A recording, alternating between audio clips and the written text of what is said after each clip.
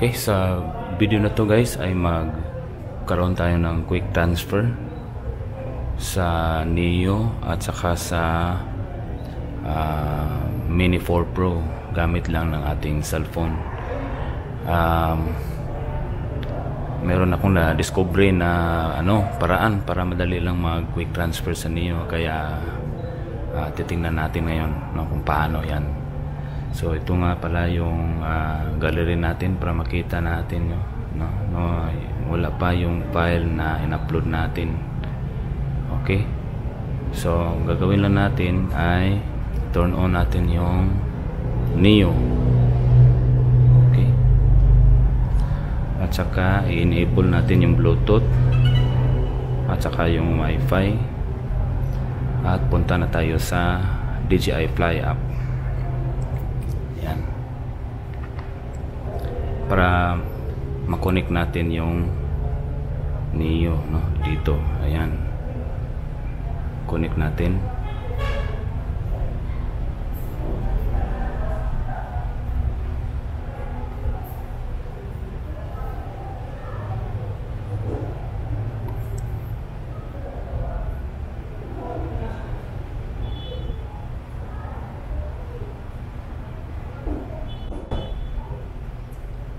Okay, then click join.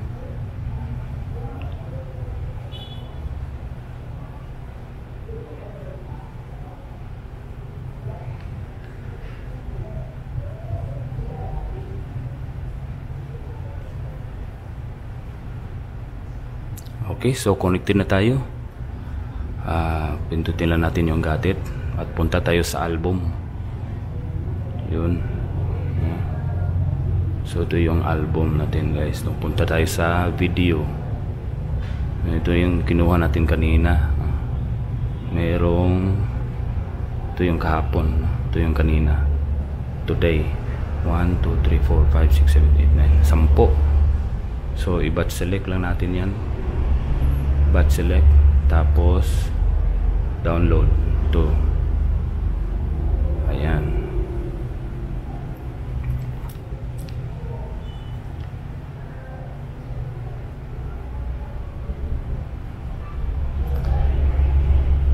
Okay, so hintayin lang natin yung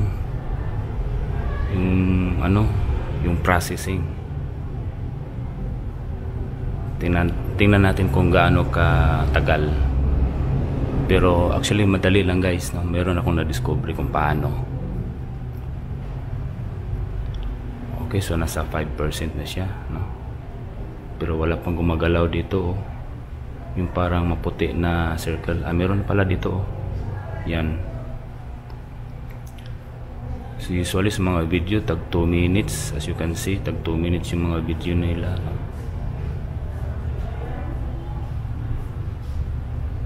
Walang 3 minutes.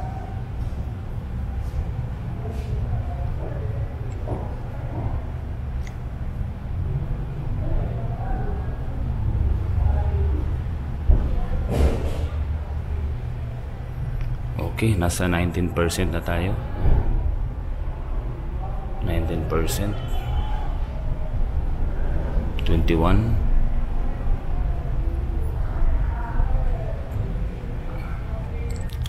wala tayong pasok ngayon guys kasi may DSPC, nag-host kami ng DSPC, tapos yung mga bata nag-modular lang, kaya nagkaroon tayo ng time na gumawa ng ganito, yung trabaho natin kanina sa documentation. Kaya sinishare ko na lang sa inyo yung quick transfer ng Neo, kasi ang daming nasasabi mabagal daw mag quick transfer si Neo. Ganyan din yung napansin ko, mas madaling mag quick transfer dito sa Mini 4 Pro, sa mga mini series.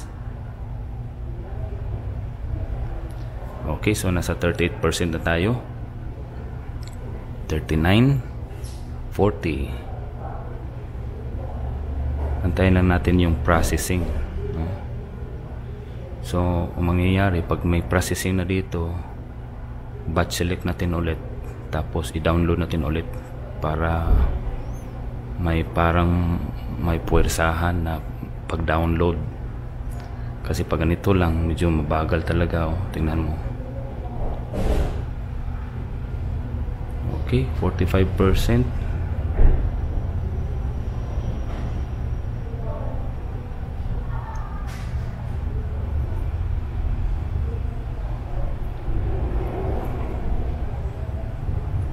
Ayan, so nasa processing na tayo, no? So ang gagawin natin ulit ay punta tayo doon sa sa album, sa all. So, pinutin natin yung all. Ayan.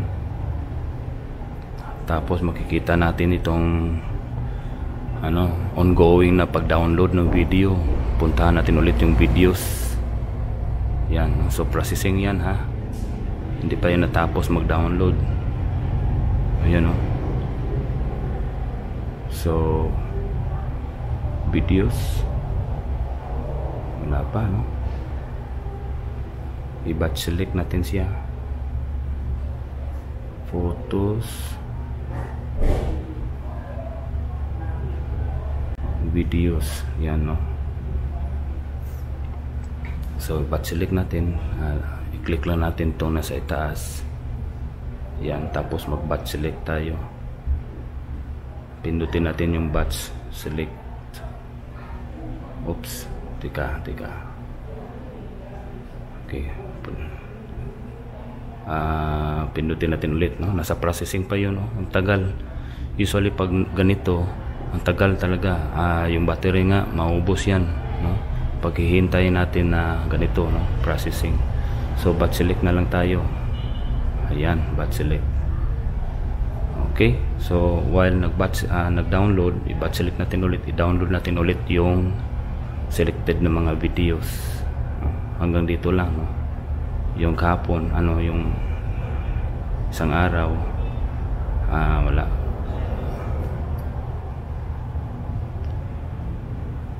Download natin ulit. Ayan, no? Tingnan mo, nag-downloading.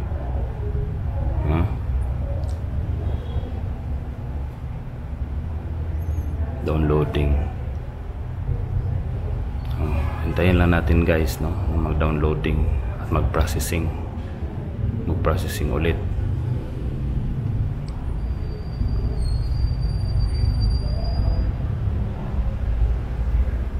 Para pwersahan siyang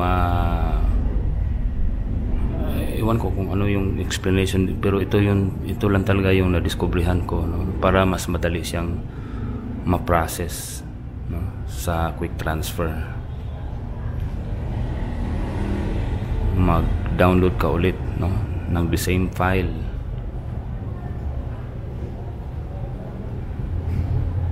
Ayan, no? So titingnan natin yung yung album, no? Baka nag-download na doon, no? Yung album. Tingnan natin yung album. Wala pa. Ayan, yan, yan, so meron ng 10 videos, no? 1, 2, 3, 4, 5, 6, 7, 8, 9, 10. Diba? Tapos ongoing pa yung last natin. So ang gagawin natin dito, cancel na lang natin, no? Yung pangalawa nating download, confirm, at yun, no? Tapos na tayo mag-download, no? Okay, so tignan natin ulit yung sa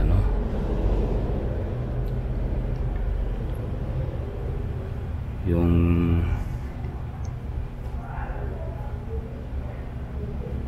album natin, no? Ito. So yan, no? Ito yung kanina, yan. Yan, pumunta tayo sa silid ng gym. Neo lang yan, no? Ito, yun. Okay. Yan, no? Sa Neo. Okay. So ganyan lang kadali, no? So ngayon naman,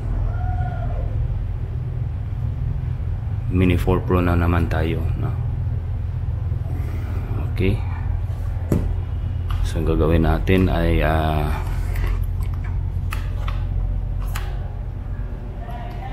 extend natin yung arms ng Mini 4 Pro.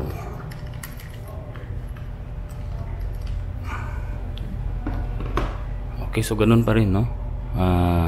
Yung Wi-Fi at saka yung Bluetooth naka-enable yan. Okay, so i-on natin yung Mini 4 Pro.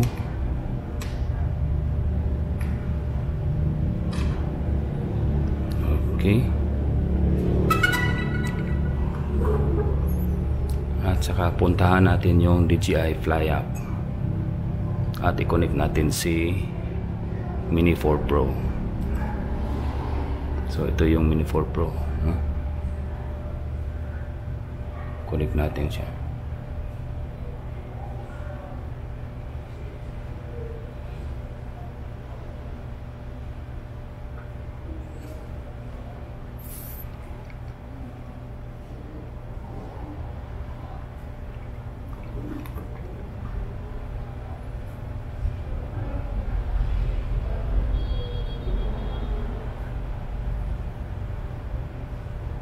Okay, join.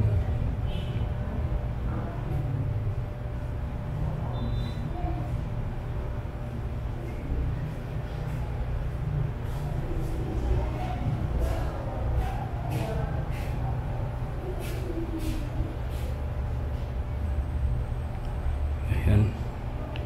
Connected na tayo sa Mini 4 Pro. At ito yung mga ano niya, no? Files na ni-record natin kanina. Punta tayo sa video. Yan. So but select lang ulit, no? Ito, no? Yan. Tapos download.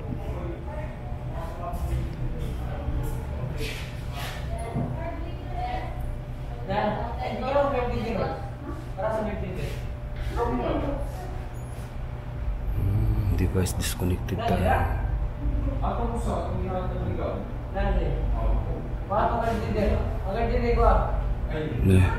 Mga bata ang ingay. Galing sila sa ibang school. Dito sila matulog mamaya.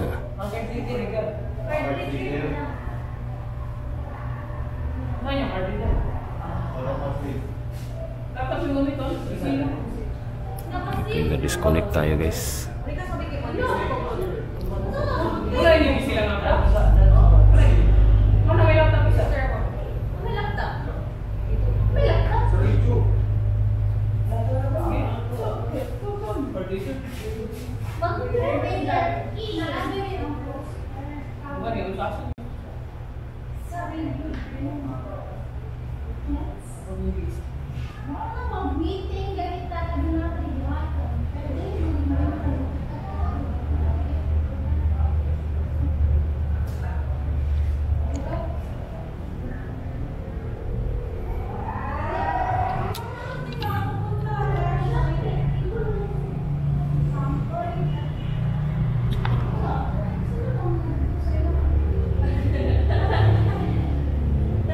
Disconnect.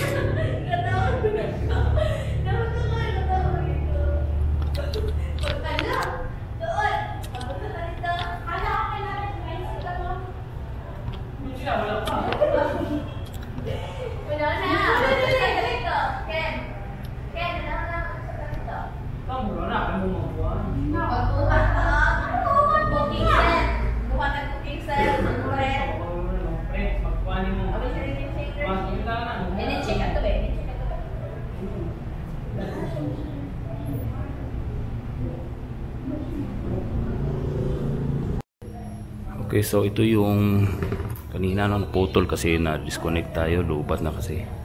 So tapos na tayo mag-download, no, sa Mini 4 Pro. Ayan, so tingnan natin sa album. Ayan, no, dami na sila, no. Tapos na. So if you like this video, please give us a thumbs up, and if you're new to this channel, subscribe. Thank you for watching.